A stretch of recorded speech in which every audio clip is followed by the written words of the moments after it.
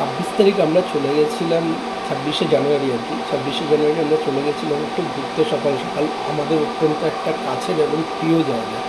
তা সেদিনকার আমি ছিলাম, আমার সাথে আমার 2 দাদা ছিল এবং বৌদিরা ছিল এবং বৌদি মেয়ে ছিল। তা সকালবেলা আমরা ওয়েট করছিলাম ট্রেনের জন্য, হাওড়া থেকে কাটোয়া লোকালের জন্য। কাটোয়া লোকাল করে আমরা আমাদের ডেস্টিনেশন হচ্ছে মায়াপুরের উদ্দেশ্যে। মায়াপুরের উদ্দেশ্যে আমরা যাবো বলে সকালবেলা ওয়েট করছি, একদম আর্লি মর্নিং। তখনও আকাশের আলো ফোটেনি, অন্ধকারই ছিল। সকালবেলা গরম চা 1 কাপ খেতে খেতে আমরা স্টেশনের টিকিট কেটে উঠে পড়েছিলাম। তো সবাই একটুখানি সকালবেলা, শীতকাল সকালবেলা ওঠার জন্য একটু টায়ার্ড ছিল, কিন্তু যাওয়ার একটা আনন্দ তো সবার মধ্যেই ছিল, সবাই এক্সাইটেড ছিল। তা আমাদের এটা ফার্স্ট টাইম ছিল না, আমরা সেকেন্ড টাইম যাচ্ছিলাম। আর যারা ছিল তাদের ছিল এটা প্রথমবারের মায়াপুর দর্শন। আমাদের যাওয়ার প্ল্যানিং ছিল অন্য জায়গায়, কিন্তু হুট করে আমরা মায়াপুরের জন্যই চলে যাই। অ্যাকচুয়ালি আমার কোথাও যেন মনে হয়েছিল যে আমরা আমাদের ঈশ্বরের একটা টান ছিল বলে আমরা সেই জায়গায় যেতে পেরেছিলাম, নাহলে আগেও অনেকবার প্ল্যানিং করা সত্ত্বেও আমরা একসাথে সেই জায়গায় যেতে পারিনি। তা আলটিমেটলি আমরা যাচ্ছিলাম। তা সকালবেলা আমরা যখন শ্রীরামপুরে আসলাম তখন দেখলাম যে এখানে পাইকারি বাজারে লোকে ভর্তি। সবাই জীবিকার জন্য সকাল সকাল তাদের মালপত্র কিনতে চলে এসছে এই পাইকারি বাজারে। এখান থেকে সবজি বাজারও আছে, মাছ বাজারও আছে, এখানে পাইকারি সব সবজি বিক্রি হয়। তা ট্রেন তো তার নিজের গতিতে ছুটেই চলেছিল, আমরাও ক্রমশ এগিয়ে যাচ্ছিলাম আমাদের মায়াপুরের উদ্দেশ্যে। যত এগোচ্ছি ততই দেখলাম যে ঘন কুয়াশা, আলটিমেটলি কিছু দেখাই যাচ্ছিল না। ওই শ্রীরামপুর পার করার পর থেকে দেখি কুয়াশার দাপট ক্রমশ বাড়ছিল, আর সবাই ভেতরেই বসেছিল। আমি একটুখানি আর কি ভিডিও করব, তার জন্য আমি দাঁড়িয়ে একটুখানি দরজার সামনেই দাঁড়িয়েছিলাম, দাঁড়িয়ে দেখছিলাম, ভিডিও শ্যুট করছিলাম। দেখতে আমার তো একটা আলাদা ফিলিংস হচ্ছিল। এত সকালবেলা চারদিক কুয়াশা, সাধারণত বাড়িতে থাকলে তো এত সকালবেলা ঘুম থেকে ওঠা হয় না, আর এরকম দৃশ্য দেখা যায় না। বছরের এই সময়টাতে এরকম দৃশ্য দেখা যায়। আর চারদিকে ছিল হচ্ছে সর্ষে ক্ষেত, যেটা মানে একটা আলাদা কালার লাগছিল সকালবেলা।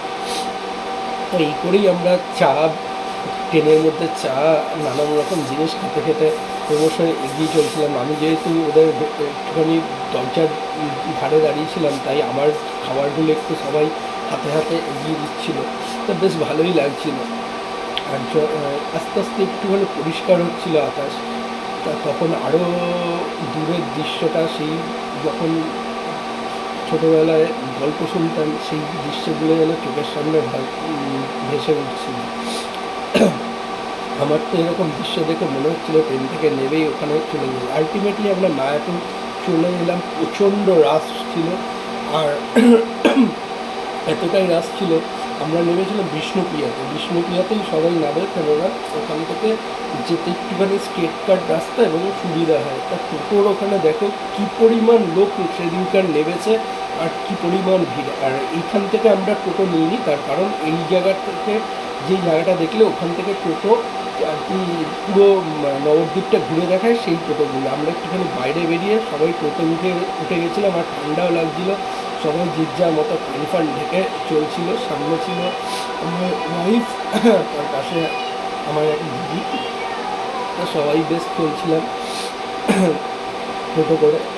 তারপর আমরা চলে এলাম নবদ্বীপ ঘাটে। এখান থেকে আমাদের গঙ্গাটা ক্রস করে আমাদের ওপারে যেতে হবে, এবং ওপারেই হচ্ছে মায়াপুর।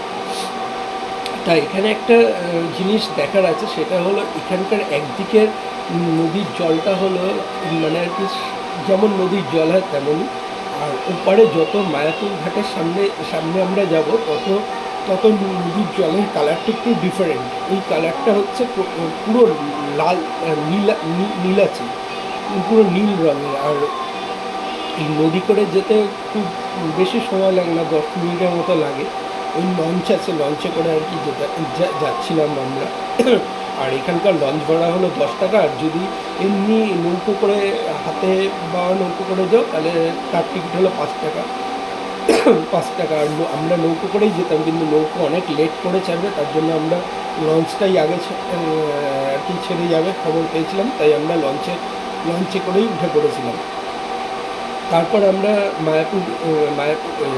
মায়াপুর ইস্কনে পৌঁছে যাই। পৌঁছে গিয়ে প্রথমে এখানে আমরা লাইন দিয়েছিলাম ভোগের কুপন কাটার জন্য। আর দেখো তখনও ভোগের কুপন খোলেনি, তাই আমি ওখানে লাইনে দাঁড়িয়ে একটুখানি চারদিকের দৃশ্যটা ক্যাপচার করার চেষ্টা করছিলাম। এটা হলো যেইটা দেখলে তোমরা, ওটা হলো মায়াপুরের নতুন মন্দিরটা যে তৈরি হচ্ছে। আর এইটা হলো এখানে ভজন হয় সকালবেলা, এখানে হরিনাম হয়, এখানে সবাই বসে এই কুটিরে বসে সবাই হরিনাম করছিল।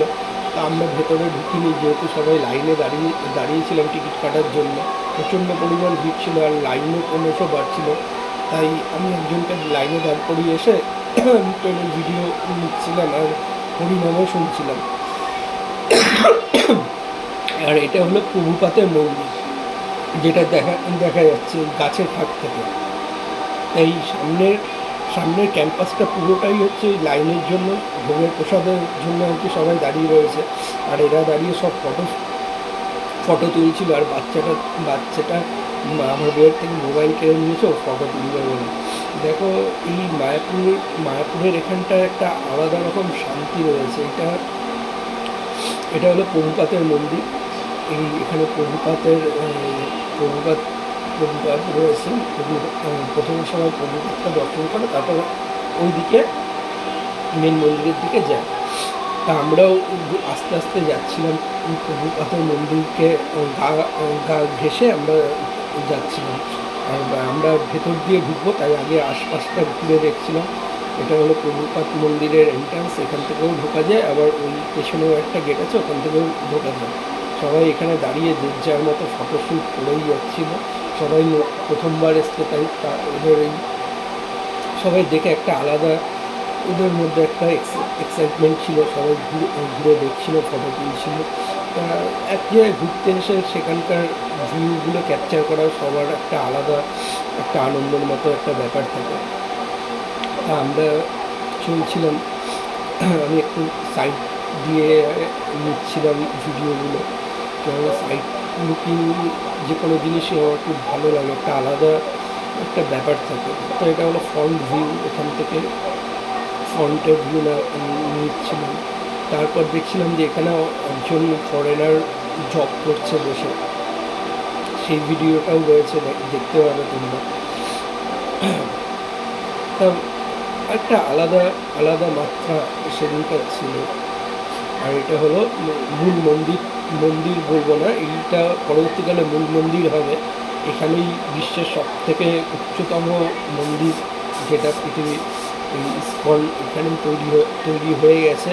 খালি আর কিছু হয়তো কাজের বাকি আছে, তারপরেই হয়তো ভক্তদের জন্য এই দ্বার খুলে দেওয়া হবে তখন। আর এখন তো অনেক মানুষই পৃথিবীর বিভিন্ন জায়গা থেকে দর্শন করতে আসে। তারপর এই মন্দির খুলে দিলে আরও পরিমাণ লোক বাড়বে বলেই মনে হয়।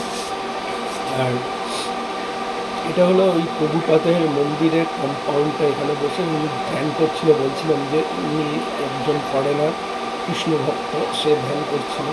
আর দূর থেকে ভিউটা দেখো নতুন মন্দিরের। এখানেই এরপর মূর্তি প্রতিস্থাপন হবে। আর সবাই যেহেতু সকালবেলা বেরিয়েছিলাম, জ্যাকেট ফ্যাকেট সঙ্গে ছিল, তা আস্তে আস্তে রোদের তাপ বাড়ছিল এবং গরমও লাগছিল। প্রচণ্ড পরিমাণ ভিড়, ক্রাউড ছিল সেদিনকার। এত পরিমাণ ক্রাউড দেখতেও ভালো লাগছিল। সবাই কৃষ্ণ হরিনাম করছিল, কৃষ্ণ সংকীর্তন করছিল। আর আশেপাশে প্রচুর দোকান রয়েছে, খাবার দোকান আছে, জিনিসপত্রের দোকান আছে।